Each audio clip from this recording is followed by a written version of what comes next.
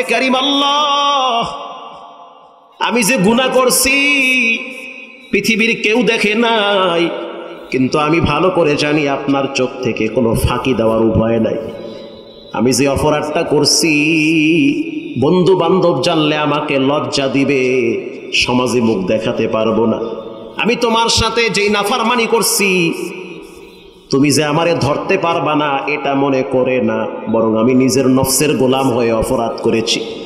যেই হাত আমি তোমার দরবারে তুলছি হাত দিয়ে আমি গুনাহ করছি রে আল্লাহ, চাইলে তুমি প্যারালাইজ বানাইয়া বেকা বানাইয়া দিতে পারতা, কিন্তু তা করো নাই। তুমি আমার গুনাহগুলা ঢাকনা দিয়া ঢাইকা রাখছো। এখন আমি চিন্তায় পড়ে গেলাম, আমার পেটের ভিতরে একটু ব্যথা করতেছে। এই ব্যথার কারণে মাঝে মাঝে আমার শ্বাস বন্ধ হয়ে যায়। ভয় লাগতেছে, না জানি এই পেটে ব্যথার ভিতরে আমার মৃত্যু হয়ে যায় কিনা। এখন তোমার কাছে একটা ফরিয়াদ, তুমি তো বেশ্যা মহিলাকেও ক্ষমা করে দিয়েছো, তুমি একজন কুকুরকে মাফ করে দিয়েছো, তুমি অনেক জাহান্নামের আসামিদেরকে ক্ষমা করে দিয়েছো। আমার মতো একজন ক্ষুদ্র গোলামকে যদি তুমি ক্ষমা করে দাও, তোমার রাজত্বে কোনো ভাটা পড়বে না। মাফ করে দাও, উপায় নাই, নিরুপায় হয়ে তোমার দরবারে হাত বাড়িয়েছি। বিখ্যাত ইমাম তিনি এই আয়াত তেলাওয়াত করলেন, ইয়া আইয়ুহাল্লাযীনা আমানু কু আনফুসাকুম ওয়া আহলিকুম নারা ওয়াকুদুহান নাস ওয়াল হিজার আলাইহা মালাইকাতুন গিলাযুন শিদাদুন লা ইয়াসুনাল্লাহ। এই আয়াত যখন তেলাওয়াত করলো, যুবক মোনাজাতের ভিতরে একটা চিৎকার মেরেছে, চিৎকারের ভিতরে বেহুশ হয়ে গেছে। ইমাম সাহেব পিছন থেকে চলে গেল। সকালবেলা ফজরের নামাজের পরে তিনি আবার ওই রাস্তা দিয়ে হাঁটা শুরু করলো। কিছু দূর যাওয়ার পরে তাকায় দেখলো অনেকগুলা মানুষ মাথায় টুপি দেওয়া, লম্বা জামা পরা একটা বাড়ির চতুর্দিকে দাঁড়িয়ে আছে। গিয়ে একজনকে প্রশ্ন করলো, ভাই এখানে এত মানুষ কেন আসছে? এলাকার দুই একজন মুসল্লি বলল, গতকালকে রাত্রিবেলা ফজরের টাইমে এই বাড়ির এক যুবক নামাজরত অবস্থায় মৃত্যুবরণ করেছে। বিখ্যাত ইমাম এবার চিন্তায় পড়ে গেল, এই কি সেই যুবক নাকি? চলে গেল বাড়ির ভিতরে। যাওয়ার পরে দেখতেছে এক বৃদ্ধা মহিলা মাথায় ঢাকনা দিয়া কাপড় দিয়া লাশের পাশে বসে বসে কাঁদতেছে। প্রশ্ন করা হচ্ছে, মা কি হয়েছে, কেন কাঁদেন? বলে, আমার সন্তান মারা গেছে। কেমনে মারা গেল? গতকালকে রাত্রিবেলা পেটের ব্যথায় আমার সন্তান ঘুমাইতে পারে না, ব্যথা যখন বেড়ে গিয়েছে তখন আমার সন্তানকে দেখলাম উযু বানাইয়া মরণের ডরে তিনি জায়নামাজে দাঁড়ায় গেছে। 2 রাকাত নামাজ পড়া ফকিরের মতো হাত তুইলা আল্লাহর কাছে বলতে আছে, আল্লাহ এই পেটে ব্যথার ভিতরে বুঝি আমার মৃত্যু হয়ে যেতে পারে। অতীতে এমন কিছু কর্মকাণ্ড করছি, একটা যদি ধরেন আমার উপায় থাকবে না। এই দোয়ার ভিতরে কে যেন পিছন থেকে একজনে চিৎকার মেরে বলল, ইয়া আইয়ুহাল্লাযীনা আমানু কু আনফুসাকুম, নিজেকে জাহান্নামের আগুন থেকে বাঁচাও। এই আয়াত শোনার সাথে সাথে আমার সন্তান ওই মোনাজাতের ভিতরে তিনি চিৎকার মেরে বেহুশ হয়ে গেছে। একটু পরে দেখলাম আমার সন্তানটা মারাই গেছে। ইমাম আহমদ ইবনে হাম্বল বলে, আমি কাপনের কাপন যখন সরাইছি চেহারার দিকে তাকায় দেখলাম হলুদের মতো নূরের মতো ঝলমল করতেছে। লাশ যখন কবরে নামানো হলো তখন লাশের শরীর থেকে মেশক আম্বরের মতো ঘেরান চতুর্দিকে ছড়ায়া যাচ্ছে। আল্লাহ পাক বলেন, ফামান যুহজিহা আনিন নার ওয়া উদখিলাল জান্নাতা ফাকাদ ফাজ, যে নিজেকে জাহান্নামের আগুন থেকে মুক্তি করলো। প্রিয় যুবক ভাইয়েরা, প্রচন্ড গরমের সময় সূর্যের তাপ বান্দার পানির পিপাসায় জিহ্বা শুকায় গেছে।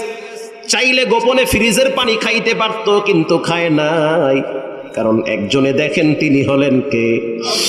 প্রিয় ভাইয়েরা আমার, এমন ব্যক্তিদেরকে আল্লাহ তাআলা জান্নাতুল ফেরদাউসে পানির নহর দিবে। সেই পানিটা হবে মিষ্টি পানি। দুনিয়ার পানি পেট ভরে গেলে আর পান করা যায় না। রাসূলুল্লাহ বলেন, জান্নাতের পানি যখন মনে চাবে তখনই খাবে, রুচির কোনো পরিবর্তন ঘটবে না। ওয়া আনহারুম মিন লাবানিল লাম ইয়াতাগায়্যার তা'আমুহু ওয়া আনহারুম মিন খামরিল লাযযাতিল লিশশারিবিন।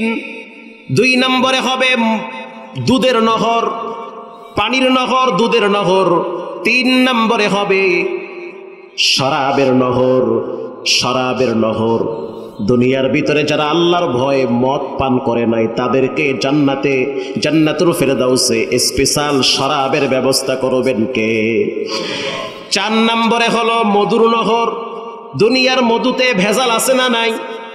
এক মধু একবার 2 বার পান করার পরে এরপরে আর ভাল লাগে না। কিন্তু রাসূলুল্লাহ বলেন জান্নাতের মধু এত সুন্দর হবে, বারবার পান করতে ইচ্ছা হবে। পেটে যাওয়ার সাথে সাথে একেবারে পেটের যা আছে সব হজম হয়ে যাবে। ঢেকুর দেওয়ার সাথে সাথে ভিতরে হজম হয়ে যাবে। ঘাম বের হবে, পায়খানার চাপ হবে না, প্রস্রাবের চাপ হবে না। আল্লাহর রাসূল বলেন লা আইনুন রাআত ওয়ালা উযুনুন সামিআত। বান্দা কোনোদিন চোখ দিয়ে দেখে নাই, কান দিয়ে শুনে নাই, এমন জান্নাত বান্দাকে দেওয়া হবে। শর্ত একটা, গুনাহ থেকে নিজেকে বাঁচাতে হবে। চোখের গুনাহ, হাতের গুনাহ, পায়ের গুনাহ, জিহ্বার গুনাহ, এগুলোর থেকে যারা মুক্তি পেয়ে গেল তাদের জন্যই জান্নাত অবধারিত হয়ে গেল। প্রিয় ভাইয়েরা আমার, জাহান্নাম সম্পর্কে বিখ্যাত একজন ইমাম, মুহাদ্দিসুল আসর, ইমাম আহমদ ইবনে হাম্বল রাহিমাহুল্লাহু তাআলা, অন্ধকার রাত, কিচ্ছু দেখা যায় না, পথ চলতেছে, কিছু দূর যাওয়ার পর কানে একটা কান্নার আওয়াজ আসতেছে।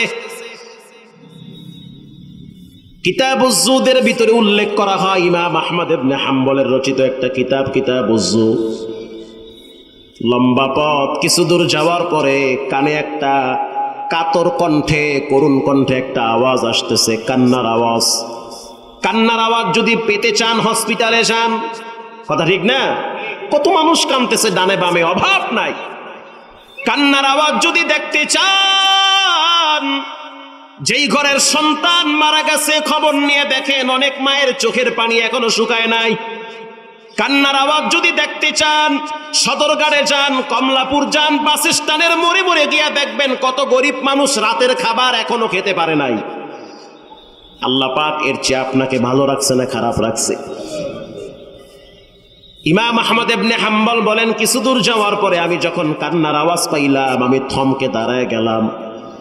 দাঁড়াবার পরে আমি আওয়াজটা স্পষ্টভাবে শুনতে পাচ্ছি যে এক যুবক, হয়তো তিনি মোনাজাত ধরে এই আওয়াজগুলো দিচ্ছে, কান্নাকাটি করতেছে দোয়ার ভিতরে। একেবারে অল্প বয়সী যুবক দোয়ার ভিতরে বলতে আছে, রব্বে কারিম আল্লাহ, আমি যে গুনাহ করছি পৃথিবীর কেউ দেখে নাই, কিন্তু আমি ভালো করে জানি আপনার চোখ থেকে কোনো ফাঁকি দেওয়ার উপায় নাই। আমি যে অপরাধটা করছি বন্ধু বান্ধব জানলে আমাকে লজ্জা দিবে, সমাজে মুখ দেখাতে পারবো না।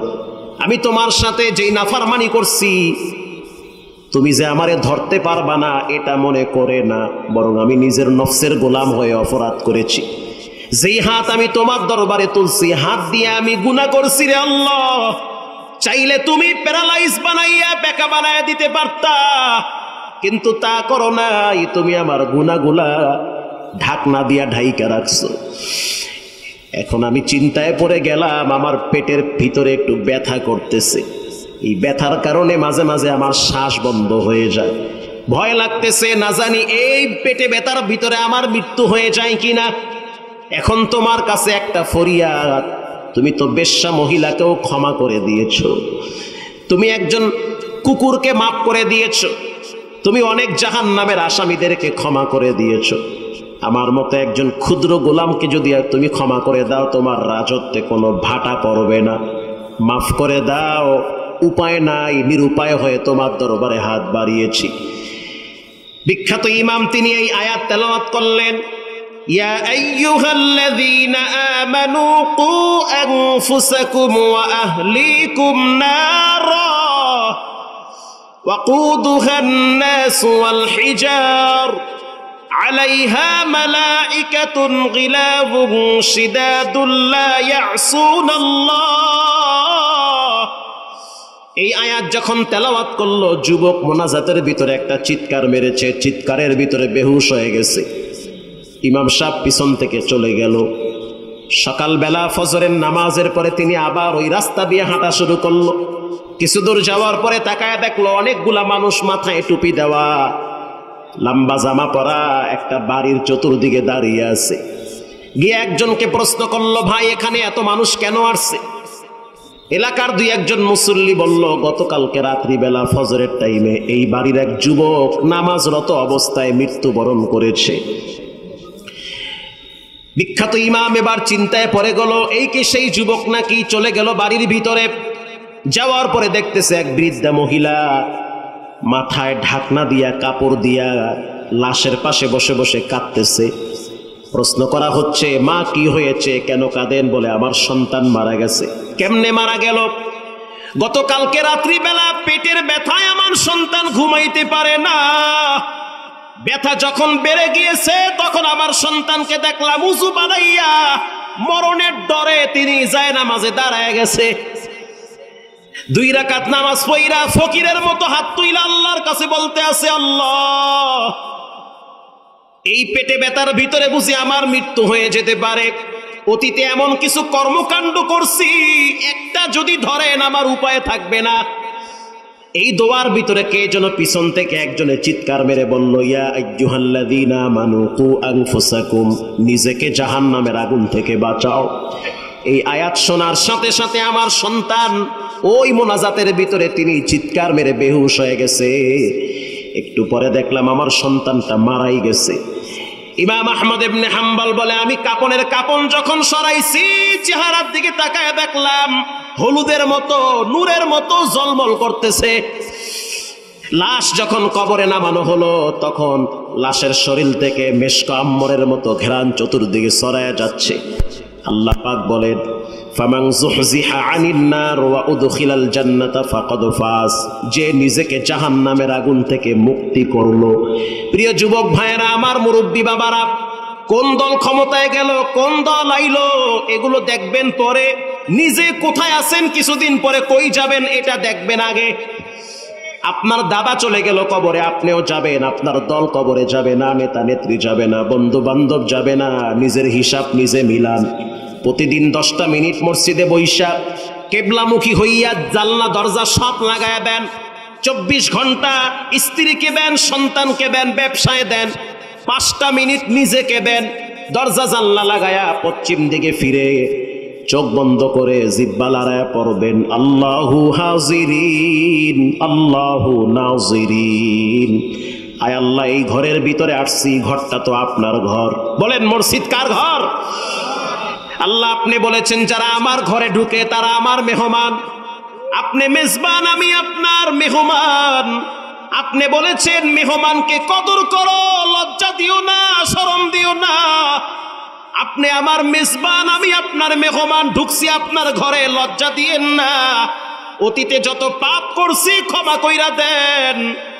এই মসজিদের পালকিটা আমার দাদার জন্য আমাদের বাড়ি গেছি, আমার আব্বার জন্য পালকি নেমে বাড়িতে গিয়েছে। আজ না হয় কাল হয়তো আমার জন্য মসজিদের পালকি ঠিকই আমার বাড়ি যাবে। 10টা মিনিট জিহ্বা লড়ায়া চোখের পানি ছেড়ে আল্লাহর দরবারে তওবা করেন। বেশি অপরাধ কে না করে? সবাই করে। সুযোগ পাইলে নিজের কান নিজে ধইরা পশ্চিমে ফিরা বলেন, ক্ষমা কইরা দেন। মানুষের সামনে লজ্জা পাবেন, দরকার নাই মানুষের সামনে। একা একা ঘরের দরজা জানলা সব লাগায় দিয়া আবু ইউসুফ রাহিমাহুল্লাহু তাআলা বলেন, আমার উস্তাদকে জানলা দিয়ে আমি দেখতাম তিনি পশ্চিম দিকে ফিরে কান ধরে বলতো, আল্লাহ এই অপরাধীকে আপনি একটু ক্ষমা করে দেন। প্রিয় ভাইরা আমার, সময় কিন্তু ঘনিয়ে যাচ্ছে, যে কোনো সময় মসজিদের পালকি চলে আসবে। অতীতের পাপের জন্য আল্লাহর কাছে বেশি বেশি তওবা করেন। যেই নবীর কোনো গুনাহ ছিল না, সেই নবী প্রতিদিন 100 বার তওবা করত। এমন কোন সাহাবী নাই যেই সাহাবী ভোর রাত্রে কান্দে নাই।